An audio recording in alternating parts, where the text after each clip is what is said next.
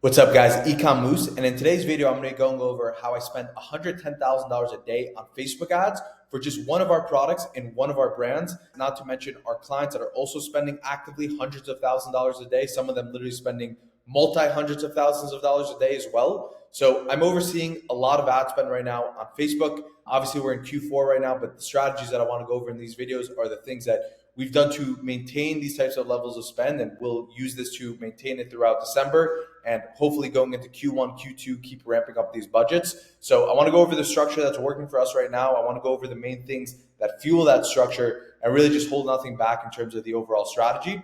And as you guys can see, don't judge a man by what they tell you, judge a man by the length of their hair and the length of their beard. And as you guys can see, I'm in the deep, dark motherfucking trenches out here. I don't think I've got a haircut maybe 3 months at this point. Beard shaving, obviously don't have time for that. I got to be scaling ad accounts. So as you guys can see, we doing it. All right, guys, with that being said, let's get into the 5 most important things we actually need to do to get there. So what I want to touch on is all of the different factors, right? So there's a lot of things that I talk about on my channel, especially pertaining to the business model, which I'm going to start at. But I want to just go over the foundational elements and then the actual scaling protocols on Facebook. So like how we actually structure things these days in Facebook that allow us to maintain this level of spend at a pretty consistent level. So we're going to go over all of the more tactical things towards the end, but I want to go over the foundational pieces first so that you guys actually understand what is the underlying infrastructure that allows us to do it, and then how we actually maintain that level of scale and scale throughout the days to hold at these types of levels of spend. So the first thing is the business model itself. And again, like I talk about this in all my videos, so I'll try to keep this point pretty light. But what we run is a subscription-based business model. Now, you don't have to necessarily run a subscription-based business model to use what I'm about to say over here. It could also be if you have a fashion brand and you have a lot of recurring payments that are happening that aren't necessarily on a subscription, but you have customers that are returning, they're buying more items, things like that. You can still factor in this number here, which is your 90-day LTV, your 90-day lifetime value. So we try to scale in accordance to understanding that the spend that we do on Facebook today will result in more revenue that comes in tomorrow and the month after that and the month after that. So that's the 90-day premise over there. We're acquiring customers today and we don't need to be making money on that customer acquisition as the first place, right? We want to make our money the next month or the next month. And the more aggressive you can get on this, the more that you can just afford to spend on Facebook. So the premise is a lot of people go onto Facebook and they aim to, let's just say, try to scale to 2 ROAS, right? Now, the thing is, when you start to change your mindset and the business model to something like this, you can start to afford to spend that, let's just call it a 1.5 initially, right? And then maybe that goes to a 1 ROAS, right? The way that this all works is because you're okay with either breaking even or starting to lose money on Facebook because you know that by 30 days later, you're going to be making more money back. And the way that this all works as a business model is that, especially if you have subscription revenue, you start to build a cushion of monthly recurring revenue. So you have, let's just call it 500,000 a month, $1 million a month. This is especially if you're scaling a subscription-based program. You have that money coming in no matter what. And that money will come at usually, let's call it 70 to 80% profit. Let's just use 70% profit and $1 million a month that you have in subscription revenue. That means you have $700,000 a month in pure profit as a cushion to be able to afford to lose money on the front end acquisition. Now, to do that, when you're losing money, so going from, let's just say, a 2 to literally a 1 ROAS in this scenario, right? This would be making money. This is, you're literally losing money because let's say your break even is, I don't know, 1.3 in this example, and you're scaling at a 1, so you're losing money. In that case, let's just say when you plot out all the numbers, you know that you're going to make money back on day 30, right? So you're profitable on day 30 and you have this cushion of MRR that can help supplement the losses that you're going to experience on day 1 to a point where, let's say, you're breaking even or making a little bit of profit still because of that subscription cushion that you have in place. Now you're in a position where you're building the revenue for tomorrow because you're getting that subscription-based revenue. And again, this is also applicable if you run a fashion brand or if you run something that you know that customers will have repeat purchases. If you know that's going to happen within 30 days and you can start to look at the metrics of when that will start to happen, now you're just pretty much doing everything you can right now to build that revenue stream for tomorrow. And you're in a position where if you start to turn off your ad, then you're still going to have the money coming in. So it's really just a matter of how much you want to keep compounding that monthly recurring revenue or that LTV that you know will be coming in to a point where That again becomes your funding source. So the more that you're willing to do this, and let's say this for you is breaking even, going from a 2 to a 1 with that monthly recurring revenue that's coming in, now the more that you start to scale like this, the bigger that snowball becomes on the MRR. That MRR over a course of a few months becomes 2 million, and then it becomes 3 million, right? If you keep scaling like this and you can do this efficiently at higher levels of spend.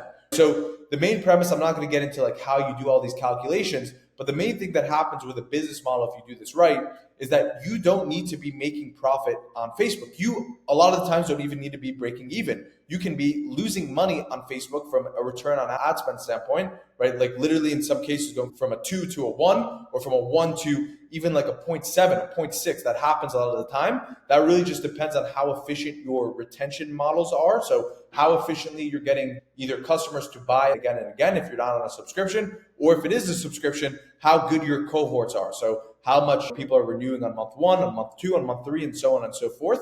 How many people you're getting into the subscription program, how much people are paying when they're in the subscription program. So all those are variables. Again, I talk about this in a lot of videos, but this is the most important factor. So when I look at, we're spending right now $110,000 a day with just one of our products. The reason we're able to do that is because we have a very efficient business model with doing it. So we don't need to be doing that at a 2 ROAS. I'm not going to get into like the actual ROAS. We still do it pretty efficiently. To be honest, we could probably bring it even lower than where we're at. But the thing is, for us, we're doing it in a way that we know we're efficient. We're still making profit on day one as a result of spending at these levels. And I'll get into the next factor of how we do that. But that's why we're able to spend this, because first off, we have a really efficient business model that every dollar that goes into it, we know that we're going to be making more money 30 days later, 60 days later, 90 days later, and so on and so forth. Now, the next part is the advertising ecosystem. Now, again, this is a concept I talk about a lot, but the same thing that goes, so when we're talking about spending 110K a day, which is where we're at right now, so spending that 110K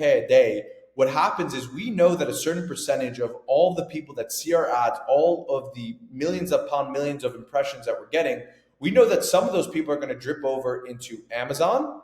It's supposed to be an A, sorry about that, guys. And then some of them are going to drip over into Google. And from a sheer revenue perspective, whatever revenue we do from this spend on Facebook, we know that we're going to make another more or less 30% that will come on Amazon. And this ratio always changes the more that we optimize the listing. We have a really solid listing on Amazon, and that's really the power that you get from that. And then we also know that about 10% is going to go to Google direct. So more or less, again, like those ratios can change on a day-to-day basis. But when you blend these two together, it's another 40% of revenue that we accumulate from this spend on Facebook that's going to happen on these other channels. And the thing with these other channels is that they're extremely efficient, right? Like Amazon can be between a 5 to 10 return on ad spend. Google can be between, depending on how many cold sources of traffic you're using, a 2 to 3 pretty easy. So even when you're spending at a lower ROAS on Facebook, you have these other platforms that are going to subsidize that spend for you. So again, when we look at all these pieces together, the business model where you have the subscription that's already coming in, you have these other channels that are picking up revenue and picking up that revenue at much more profitable efficiency levels. This is how you can actually maintain being profitable on this type of spend on the overall day when you put all these pieces together without needing to actually be profitable at Facebook at all. So we're profitable, not on Facebook, but we're profitable across the whole ecosystem on day one, while also building a lot of recurring revenue. The more that we start to spend, the more that we scale. And that's why for us, we could actually spend way more than this.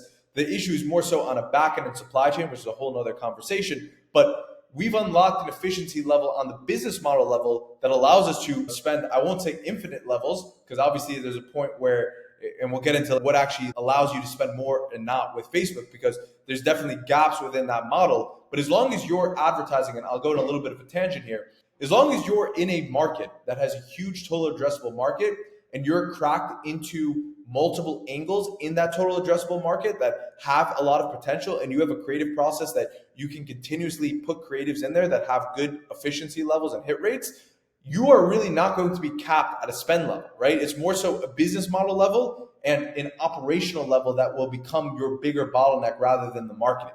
And that's what you really have to get to a position to be able to do, is when you're in that position where marketing is not the bottleneck anymore and you can just continuously spend, that's a pretty good spot to be. And that's where I think a lot of you guys are aiming to be. So hopefully what I go over here will give you guys the unlocks to set up that model efficiently to get there. Now let's go into the more of the tactical side of the actual Facebook structure of how we actually go about spending this. So again, like these are the kind of prerequisites that you need to have in place in order to be able to do this.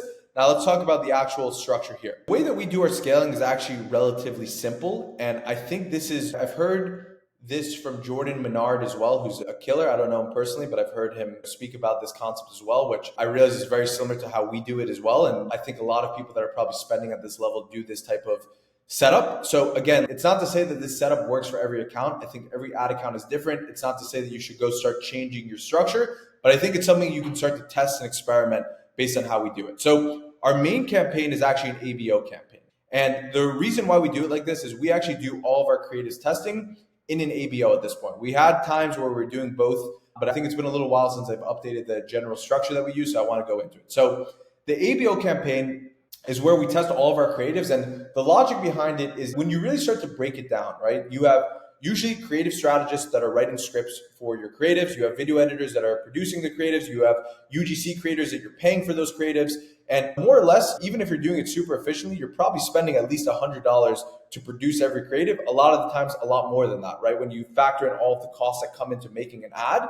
And I think it's such a shame if that ad gets $0 of actual testing budget behind it, which I think the general strategy that I see most people using is that they still are just dumping all of their creatives in a CBO and hoping that the meta algorithm is going to push spend into that creative. And I think that premise is flawed. I think that it's actually not the most efficient way to spend. And I'm saying that as someone that has done both ways. I've tried that, and I've even taken different creatives from there and moved it into an ABO, and have found winners as a result of that didn't see the spend in the CBO, but ended up getting spend in the ABO. And I guess we can go into a lot of reasons why that might happen. I think when you're in a CBO campaign, the thing is with Facebook, if we think about it logically, again, I don't know how the actual internal algorithm works on this sense, but this is just my perspective, is that if you have a creative that has a bunch of engagement, a bunch of likes on it, it's a creative that it's already starting to lean on, it knows it can be efficient, and that is the thing that's leading the CBO campaign, it's obviously going to be pretty tough for new creatives with nothing to be able to get spent. And sometimes it happens, and I think that's the whole logic behind the structure, is that if you can beat that with something that doesn't happen, it means it's a monster winner. But the thing is, there's a lot of creatives that don't necessarily need to be the monster winners that overtake all the spend. It's good to have some creatives that don't need to spend $100,000, but can spend pretty consistently $1,000 a day, $2,000 a day, $5,000 a day. And I think that structure of the CBO just restricts all of those mediocre ads, but that are still efficient. And when you combine all those together, it actually gets you a really decent amount of spend in the campaign. So usually, even in the ABO, you're still going to find that dominant ad. You're still going to find that one that can spend way higher amounts than everything else. But I think it also helps supplement for all those mediocre ads in the account and gives the spend there. And of course, you're going to have more wasted spend per se in an ABO, because with an ABO, you have to test different creatives. You have to put more spend allocated across the board. But the thing is, I think because of those mediocre winners and those monster winners, it heavily outweighs all of that wasted spend and overall efficiency than also if you were just to do the CBO, if we compare those apples to apples. Long story short, that's why we do everything in an ABO. It works extremely well for us. I would say our ABO campaign, I'd have to look at the numbers, but as a general sense, still probably does 70% of our spend just goes into this, because the way that this works is that in an individual ad set within the ABO, we test one concept. So that concept can have 3 different variations of that individual concept that goes into the ad set. But what we do is we will scale those ABO ad sets extremely aggressively if they're efficient. So those will go into surf scaling mode. Like, we use that kind of as a blended testing campaign plus scaling campaign. And this is probably one of the most efficient campaigns that we have altogether. So if I looked at the ratios that we have, pause to look, and it's about 50% that's actually going into this campaign right now. So between scaling, testing, it's about 50%. That, again, doesn't mean that's 50% testing, because a lot of that is going into scaling mode, right? So that's the first crucial structure. Now, the second structure that's been working extremely well for us is having a CBO campaign to do the scaling. Now, we keep the CBO extremely simplistic. So what we do is we have a CBO campaign that's more for scaling. In this campaign, what we do is we take all the best individual creative winners in here. We have only one ad set for this whole campaign. And then what we do is we just start to stuff this campaign with all those winners, and we continuously add more of those every single week. we try to keep it to about 30 creatives, more or less. It can be sometimes a little more, sometimes a little bit less.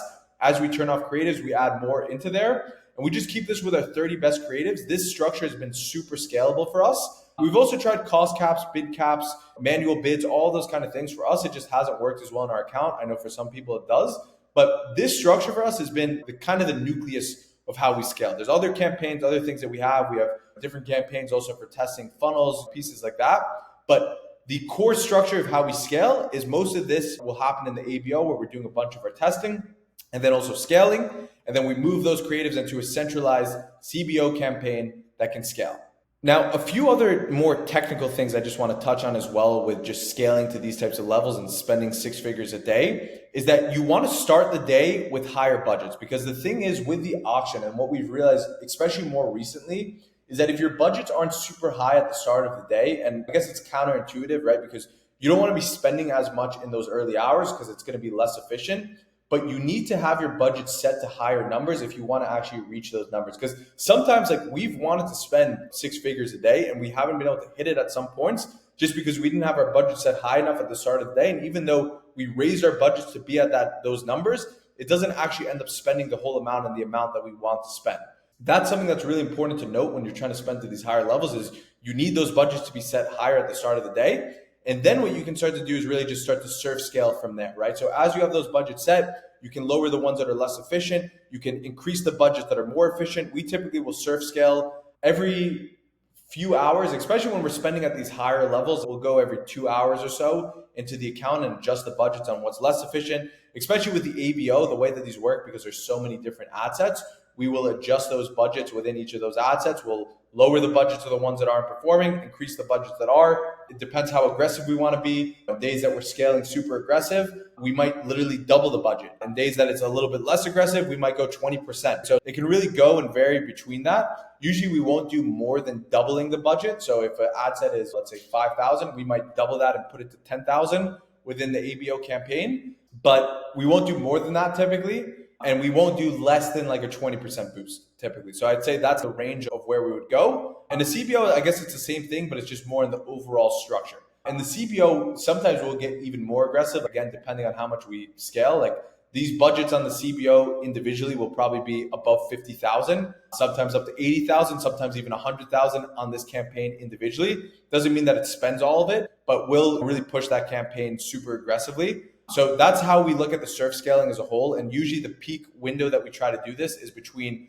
11 to 6 p.m. That's just what we found to be the most efficient time zone to really try to push hard. After 6 p.m., we're not moving budgets up. We stop moving budgets up. We keep some stable and we'll probably move a lot of them down, especially towards the end of the day, like 9 or 10 p.m. is when we'll start to move things down. And then last thing I'll say is that we also have an hourly reporting on all of the numbers, because I think especially when you're doing the surf scaling and you're just doing it on Meta, what you're going to miss is like how performance is on the hourly basis. And this is a big thing that you have to determine at a blended level if it's worth scaling or not scaling. So we have an hourly report that also takes in the other channels, not Amazon, only Google, and then any other channel that we have that we're scaling on a cold perspective.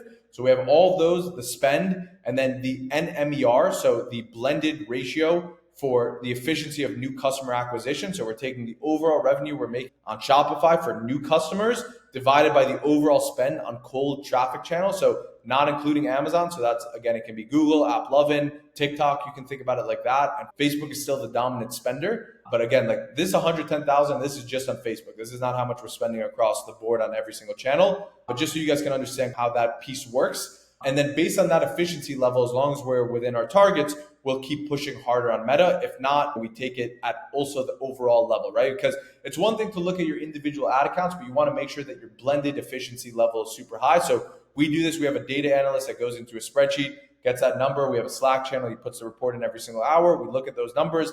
As long as they're good, we keep pushing. If they're not good, we'll push back a little bit. So that's how we make real-time adjustments when we're scaling to these numbers. Again, we look at everything. Facebook is the core driver and definitely the most spend between all the channels.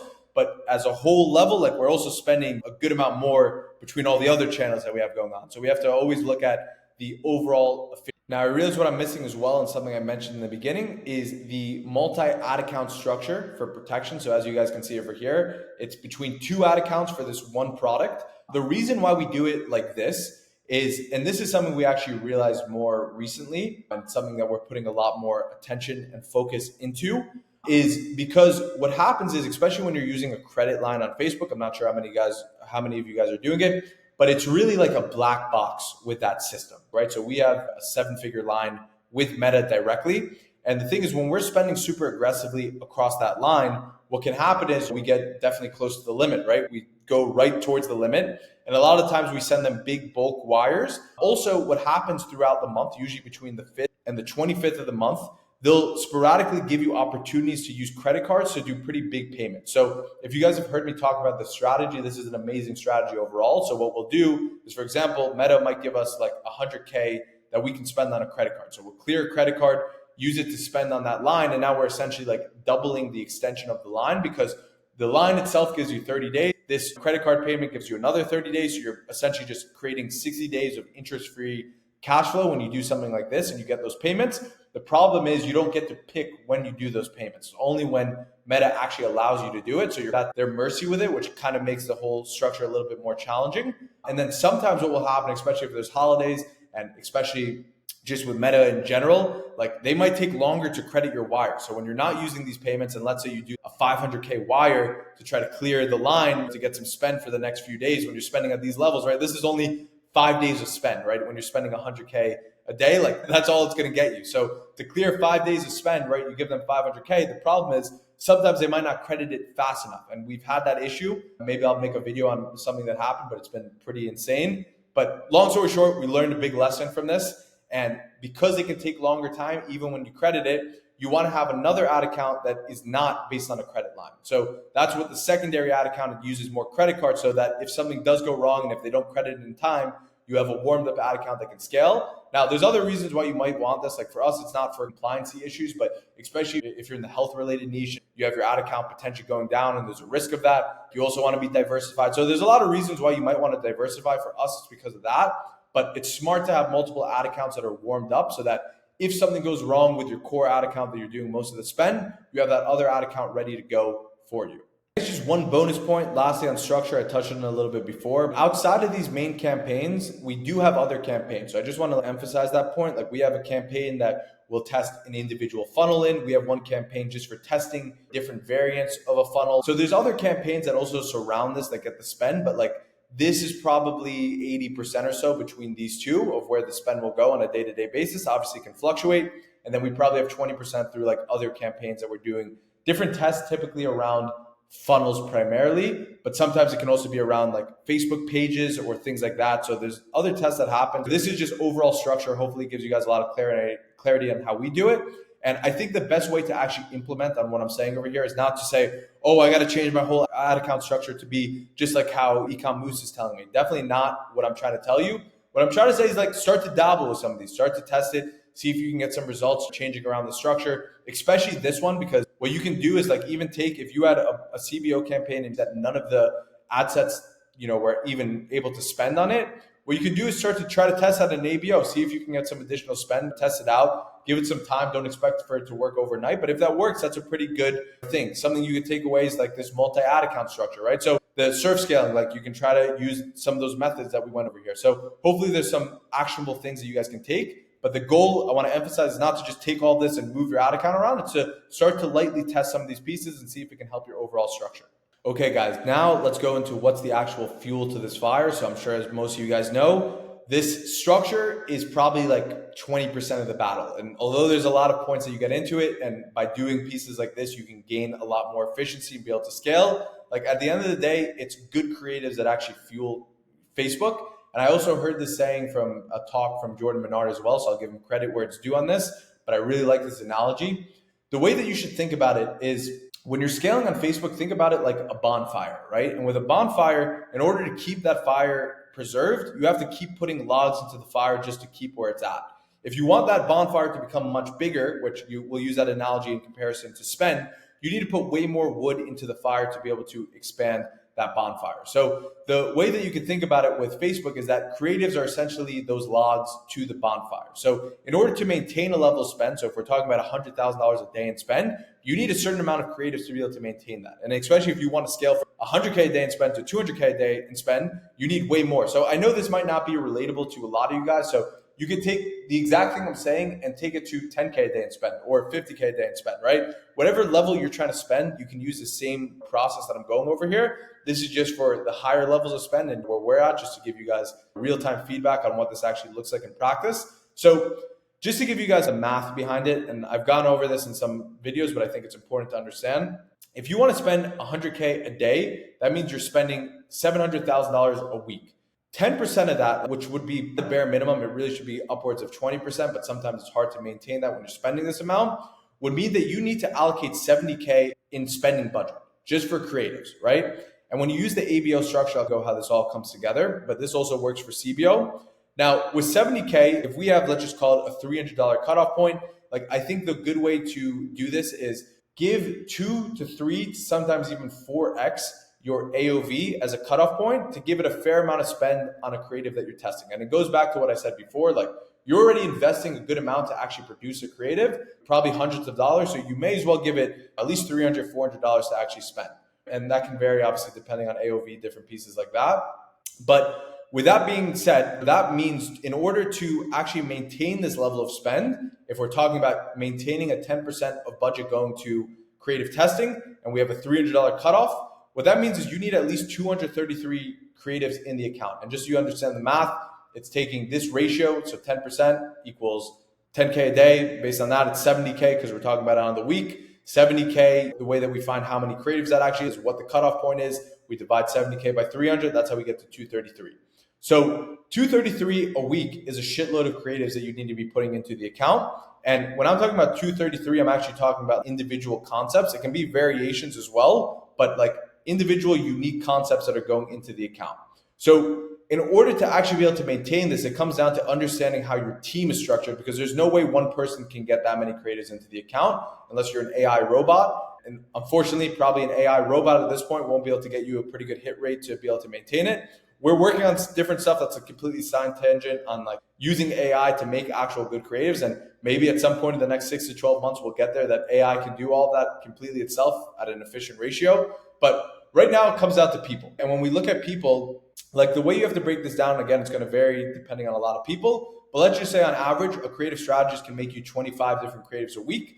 That means in order to maintain, let's call it right now the backtrack, right? Let's say we want to make 100 completely fresh, unique concepts into the account. And then the other 133 can be like a combination of variations, maybe some individual UGC concepts, maybe, you know, some of those AI concepts that we spoke about, like something there to keep the volume up while this is like completely unique and fresh. So if we look at this as like kind of the breakdown of this 233 on a weekly basis, then we can look at it like this, right? Where strategist, we need 25 a week. That means we need 4 people doing creative briefing to get to the 100 a week, right? That's from a strategist standpoint. From an editor standpoint, if we can assume that an editor, again, like this can vary, maybe some of you guys it's 5, maybe some of you guys it's 15. This will vary on the length of your average brief, the length of the average edit, but let's just use 10 as a general consensus. That means you need 10 editors to be able to do 100 completely fresh, unique concepts in a week to maintain that. And that's just to get to 100, right? Now, the thing is where we can subsidize maybe some of this can also be graphic designers. So maybe they can do 20 a week. If you have 2 designers, that's another 40 over there. That starts to break into this portion. And then maybe for the rest of it, if we're talking about now another pretty much 100 more or less, like we're talking about 93 additional ones, like maybe from the variations, we have some of the editors that can do a few more of those. This is more straightforward concepts. So you have some of the editors from the 10 that can do some of those variations. Maybe a combination of it's also with AI that comes into the sector over there. UGC creators, maybe you have 30 of these being delivered a week. So this breakdown can come from other places, but these are just more of a structured approach to getting quantity produced without having to go into completely fresh concepts from the team. So overall, all this can come together to actually get you this amount. And what you have to do is not directly take what I'm showing you over here, but just so you can understand how you can start to break down the math of your team to understand how much quantity you need from each individual person on the team to get to these numbers that you need. And again, like even if you're not doing the ABO structure, if you're doing the ABO structure, then this is relatively straightforward. So all this comes into the ABO campaign. You know that you're going to be testing this amount of creatives in there every single week. When you're testing all of those, you know that you're going to be allocating around this amount of budget if you give it this amount of cutoff point. And that's good because if you're spending this amount and you're consistently doing, that's the type of fuel that you need to maintain it. If you're not doing an ABO and you're doing a CBO testing, like you still want to use this as a good ratio to find how many creatives you should be using to fuel the account. But I definitely recommend doing some of it in an ABO. Test this out, try to strategize it and see if it can work for you. But in a general sense, this is how this piece works. The final point is just a multi-funnel approach. So I think the general sense, and again, we can go much more in depth on this, but just so you understand, for us maintaining this amount of spend, what it goes into is that we have two main funnel types and then some of these other funnel types which really help support everything. So what we have is one, a pre-lander page, which primarily is for our cold traffic. And then two, we have a product page. So the product page is more for that middle funnel, warmer audience that now are more acquainted to it. So it goes in line with everything we said over here. Like even at a general sense, at the macro level of a spending distribution, we have Facebook, which in general is for a more colder audience. And then we have Google and Amazon, which will be for more warm audience. Then within Facebook, it also breaks down into the coldest sector of Facebook to then warmer sectors of Facebook and even like retargeting sectors of Facebook, right? So the type of funnel that you use is super important for this. So like the pre-lander page, again, like that's going to be much better for warming up cold audience and making that work on Facebook. Whereas a product page is going to be much better for the audience that's already warmed up and they're ready to buy. You don't need to take them through that whole cycle. And then finding other funnel types, the same way that you try to find other creative formats that can relate to people based on the type of content that they watch, there's also types of funnels that people will be more prone to consume. For example, some people might be way more prone to using a quiz funnel, and that might take those specific types of people through the conversion cycle in a much more efficient way than an advertorial, for example, right? Where an advertorial for some sectors, especially if it's an older demographic, will be more beneficial for taking people through the full conversion cycle, right? So the type of funnel will also depend a lot on your buying demographic, the type of stuff that they use, because just to backtrack a little, if we think about what these funnels are, an advertorial, for example, an advertorial is essentially just a blog, right? And those blogs or articles are for people that are usually older, that are more traditionally used to reading articles online. So that's the type of people that those types of funnels will work much better for. Whereas a more traditional Shopify branded type of product page can be much better, especially for younger audiences, because that's what they're more accustomed to seeing, right? So this all will depend a lot on your audience demographic. And again, like the same way why like longer VSLs will work typically for older audiences on a creative standpoint versus UGC content, which can work much better for younger audiences, is because again, it's more so what's the type of stuff that they're feeding into on their social media feeds, right? What's the type of stuff that they're actually watching? That extends over into funnels, right? So having a multi-funnel approach is also just as important as anything else on this list to be able to maximize the conversion cycles across the board.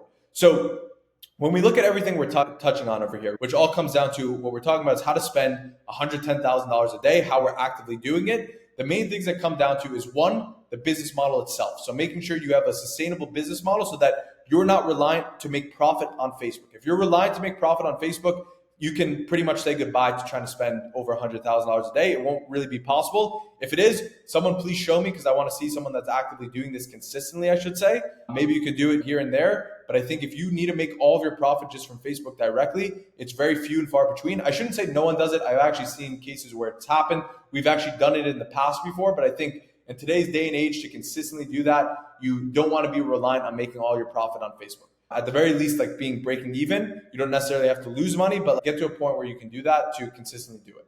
Number two is the advertising ecosystem. So same premise over there, but not just fully reliant on Facebook to do all of your revenue, but having those other channels that can supplement other revenue sources at much more profitable efficiency levels. Now, in terms of how we actually then scale on Facebook, it's the overall structure that I went over, right? The ABO, which is where we do our testing and also scaling.